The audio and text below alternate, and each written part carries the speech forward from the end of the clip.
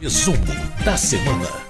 Sexta-feira a gente está gravando aqui, na verdade a gente está ao vivo, a gente não está gravando, a gente está ao vivo aqui trazendo os principais projetos aprovados durante a semana no resumo da semana, que quem acompanha a gente depois em podcast ou na reprise do resumo no sábado sabe que a gente está falando ao vivo aqui na sexta-feira e por isso que o Antônio Vital, que é o nosso repórter de plenário, está conosco nos estúdios da rádio e da TV Câmara para falar das principais votações da semana que teve destaque para um projeto relacionado a mais especialistas e atendimentos especializados pelo Sistema Único de Saúde. Antônio Vital, muito bom dia, obrigado por estar com a gente mais uma vez. Olá, Raquel, olá, que nos ouve pela Rádio Câmara, que nos assiste pela TV Câmara, pelo YouTube. Essa questão aí de mais especialistas desse programa do governo que foi aprovado por uma medida provisória é o destaque da semana, né, Vital? Esse programa, o que ele faz na prática? Ele chama Agora Tem Especialistas, na verdade, esse programa. Ele parte de uma ideia muito simples, que é tentar expandir a capacidade de atendimento do Sistema Único de Saúde, acrescentando hospitais privados, clínicas também privadas e planos de saúde no atendimento à população em várias especialidades. Isso, a ideia do governo, ao editar essa medida provisória, é fazer com que haja mais atendimento para essas pessoas. Uma das justificativas é que todos os anos morrem 300 mil pessoas por conta de diagnósticos tardios de diversas doenças. Qual é o espírito desse programa? Esses hospitais privados, inclusive os filantrópicos, etc., elas têm dívidas com a União, são de cerca de 40 bilhões de reais. O governo, com esse programa, o que ele faz? Ele troca parte dessas dívidas por atendimento. E não é só atendimento consulta, pode ser consulta, cirurgia, o tratamento total dessas pessoas em diversas especialidades. E ao fazer isso, a empresa desconta dessa dívida que tem que pagar com a União. O limite para essa troca, vamos dizer assim, é de 2 bilhões de reais por ano. Isso vai atender as pessoas em várias especialidades, são elas: oncologia, ou seja, tratamento de câncer, ginecologia, cardiologia, ortopedia, oftalmologia. Que são filas enormes, né, Vital? Isso, otorrinolaringologia.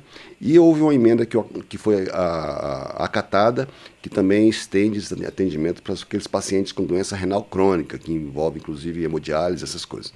Então, esse projeto foi aprovado aqui na Câmara no último dia do prazo possível, antes de perder a validade dessa medida provisória. No mesmo dia foi aprovado aqui na Câmara e já em seguida já foi para o Senado e já foi aprovado também no mesmo dia e já foi para a sanção presidencial. Houve muitas críticas da oposição, dizendo que isso é ineficiente, que esses 2 bilhões de reais a mais não vai servir para nada, etc. O governo, porém, diz que é uma opção a mais para atendimento das pessoas que pode ajudar a salvar muitas vidas. E foi para a sanção presidencial. E, Vital, a gente teve também, falando ainda de saúde, de recursos para a saúde, um projeto que permite que recursos dos royalties do petróleo, do chamado fundo do pré-sal, que aí são destinados à saúde e à educação, né, que esses recursos eles fiquem fora do limite de gastos e com isso você tem ali a possibilidade de mais de R$1 bilhão para esses setores, tirando ali da regra do teto de gastos. Como é que acontece? Esse fundo social, que é composto por recursos dos royalties do petróleo, ele foi criado em 2005 para financiar diversas áreas, para educação, saúde, esporte, ciência e tecnologia, meio ambiente. Existe uma série de regras para que esses recursos cheguem aos estados e municípios. Isso foi em 2005. Este ano, o Congresso aprovou uma lei que destina 5% desses recursos para saúde e educação, né? O que esse projeto faz? Só que quando foi aprovada essa lei, o que se viu na prática é que, por exemplo, quando você tem um excesso de gastos determinado mês e a arrecadação não compensa, o arcabouço fiscal determina que haja contingenciamento de investimentos em determinadas áreas, porque você tem que respeitar uma regra que, a grosso modo, é o seguinte, que as despesas não podem crescer mais do que a arrecadação. Quando isso acontece, o governo tem que cortar gasto aqui e ali. O que estava acontecendo quando o Congresso aprovou essa lei destinando 5% desses recursos baseado nos royalties do petróleo para a saúde e educação, é que esse dinheiro não estava indo para a saúde e educação, porque caía automaticamente no contingenciamento causado pelo arcabouço fiscal. Então, o que esse projeto faz é tirar esses 5% do limite do arcabouço fiscal para permitir que esse dinheiro, que é de um fundo composto por arrecadação dos royalties, seja efetivamente usado em educação e saúde. Isso vai dar mais ou menos R$ 1,5 bilhão por ano. Houve críticas da oposição dizendo que isso aí que essas exceções às regras do arcabouço acabam colocando em risco todo o programa de controle de gastos do governo, mas a maioria do plenário considerou que valeria a pena você deixar, já que é um fundo que não tem a ver com o orçamento público, que é um fundo que existe, que esse fundo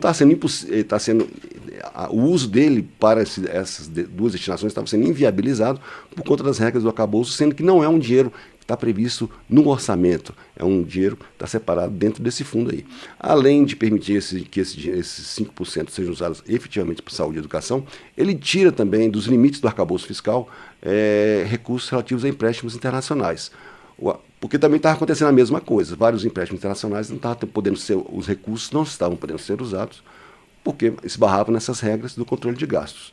O argumento, nesse caso, do governo, é de que esses empréstimos internacionais são baseados em contratos que obrigam a destinação daquele dinheiro para um fim específico. Você não pode obter um empréstimo internacional e esse dinheiro ficar contingenciado. Sim, né? Faz nem sentido. Então, o projeto, na verdade, não é do governo, é do deputado Isnaldo Bulhões, do MDB, e acabou sendo aprovado por maioria e foi para o Senado.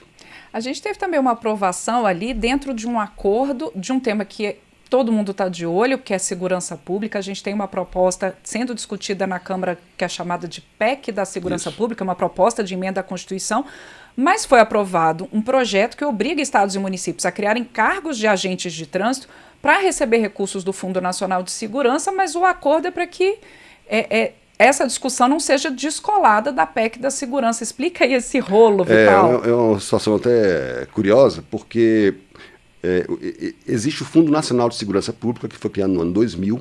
Esse fundo serve, por exemplo, para você equipar polícias militares dos estados, as guardas civis dos municípios, comprar viaturas, treinamentos, etc. Tem um projeto que já é antigo, de 2015, que já foi aprovado pela Câmara em 2017 e depois foi para o Senado, que ele prevê que 5% da arrecadação das multas de trânsito vão para capacitação e treinamento de agentes de trânsito. Esse projeto existe uma pressão muito grande da categoria de agentes de trânsito, inclusive também de guardas municipais, para que haja realmente a distribuição desses recursos para várias finalidades, inclusive treinamento, etc. O que esse projeto faz é destina 5% da arrecadação das multas para treinamento de agentes de trânsito, só que para o Estado ou o município receberem esse dinheiro, obriga que eles tenham, primeiro, um órgão de trânsito, e segundo, que haja uma carreira de agente de trânsito. O governo não queria que fosse aprovado esse projeto, que ele quer que seja feita uma discussão desse assunto junto da PEC da Segurança Pública, que está tramitando numa comissão especial aqui da Câmara, e o governo também tem reparos a fazer nessa proposta específica que direciona dinheiro de multas para esse tipo de treinamento, para determinados fins. O governo quer que seja discutido tudo em bloco, acho que isso aqui tem inconstitucionalidades. A oposição, por exemplo, o Novo, também é contrária a essa proposta, que diz que engessa o direcionamento de recursos, mas foi feito um acordo aqui com a maior parte dos líderes, porque existe uma pressão de agentes de trânsito e também de guardas municipais para serem incluídos na destinação desses recursos. Então o acordo que foi feito foi o seguinte: o plenário aprovou, isso já tinha sido aprovado pela Câmara em 2017, depois foi modificado pelo Senado, a Câmara aprovou o texto do Senado, em circunstâncias normais esse texto aprovado aqui iria para a sanção presidencial, já poderia virar lei. O acordo que foi feito é que foi aprovado no plenário, porém não vai para a sanção. Ele vai para a Comissão de Constituição e Justiça da Câmara, para que seja elaborada uma redação final, só que na prática o acordo é para que fique lá, esperando até que esse assunto seja discutido junto na PEC da Segurança Pública, que está na Comissão Especial. Então, na verdade, foi aprovado, mas está aqui congelado à espera de uma discussão maior sobre esse assunto junto da PEC da Segurança Pública, que está na Comissão Especial.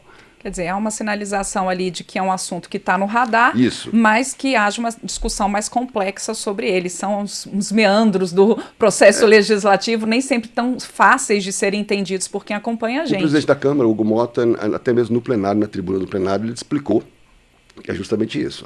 A aprovação dessa proposta é uma sinalização da Câmara de que apoia esse tipo de pleito de agentes de trânsito e também de guardas municipais, que não estão previstos nessa proposta, mas existe um movimento para que eles sejam incluídos dentro do que determina a PEC da Segurança Pública. E aí, Vital, a gente teve, finalmente, a gente teve 2 acordos internacionais aprovados, que é uma constante, né, ali por consenso, aqui na Câmara durante a semana, e um projeto importante da transferência da capital do Brasil para Belém durante o período da Conferência das Nações Unidas sobre Mudanças do Clima, a COP30, que vai ser em novembro, e aí a capital vai para lá durante alguns dias. A transferência é simbólica, porém esse projeto permite que, por exemplo, o presidente da República, os ministros, os 3 poderes, na verdade, possam, em Belém, assinar documentos oficiais, etc., ou seja, é uma transferência simbólica, porém, qualquer ato desses poderes que forem realizados em Belém vão valer como se fossem atos normais. É de 11 a 21 de novembro, é 11 isso? a 21 de novembro em Belém, estão sendo esperadas 50 mil pessoas que vão lá, chefes de Estado, empresas, organizações da sociedade civil. E a ideia dessa proposta, que foi apresentada pela deputada Duda Salabert, é fazer com que dá uma importância ainda maior para Belém, durante a conferência, que é a conferência mais importante do mundo nessa área ambiental, e com a justificativa que já houve um precedente, porque na ECO 1992, o Rio de Janeiro também virou a capital do Brasil, enquanto durou a conferência naquela ocasião. Então, entre as justificativas, que foi apoiado pela maior parte dos deputados, não houve nenhum voto contrário, foi aprovado de maneira simbólica, é que, por exemplo, você transformar Belém na capital do país durante a conferência também facilitaria até mesmo o contato de autoridades brasileiras com esses movimentos sociais, com essas empresas, com esses representantes estrangeiros que estarão lá em Belém. A oposição também aprovou a proposta, apesar de fazerem muitas críticas à organização do evento em si, porque está em alguns problemas de logística, tem aquela questão dos hotéis que estão muito caros, etc. Porém, é a conferência mais importante do mundo nessa área, o Brasil tem um papel importante nessa discussão no mundo inteiro, e aí esse projeto foi para o Senado, se passar no Senado e for sancionado a tempo, durante a Conferência do Clima, a COP30, Belém será a capital do Brasil. E o mundo inteiro olhando, porque pela primeira vez a COP30 vai ser realizada numa das principais florestas do planeta, né? Uma das principais apostas de que a gente consiga realmente limitar os gases de efeito estufa e tenha políticas ali voltadas para esse setor. Eu tinha comentado de 2 acordos internacionais, quais que são, Vital, que foram aprovados? Na verdade, esses acordos, toda semana a Câmara aprova algum tipo de acordo e vários deles são muito parecidos, que o Brasil assina com vários países. Por exemplo, foi assinado um com a Austrália, que diz respeito à área penal. Fala, por exemplo, de ações, por exemplo, se tanto autoridades brasileiras como australianas, se precisar, por exemplo, ouvir uma pessoa num processo criminal, ou rastrear bens, localizar pessoas, prestar depoimentos em alguma ação penal, etc., esse acordo permite que os 2 países façam isso a pedido um do outro, então estabelece regras gerais. O Brasil já assinou esse tipo de acordo com vários outros países, né? O outro acordo, que também é um acordo padrão aqui de cooperação técnica, foi assinado com as Ilhas Fiji. Ele só permite, ele cria condições para que, quando houver cooperações técnicas entre os 2 países em alguma área, haja reconhecimento, por exemplo, de funcionários de um país do outro, imunidades diplomáticas, etc. Agora, que tipo de cooperação, isso será definido depois em outros acordos. Mas esse aí é o tipo de acordo padrão que cria condições para que, se houver algum tipo de pedido de apoio de um país ao outro, você tenha já um anteparo jurídico para isso. Esses 2 acordos foram aprovados aqui na Câmara, seguindo para o Senado, porque acordos internacionais, você sabe que eles só passam a valer depois aprovados tanto pela Câmara quanto pelo Senado. Isso aí. Antônio Vital trazendo para a gente o resumo das votações da semana. Vital, muito obrigada e até o próximo resumo. Até o próximo.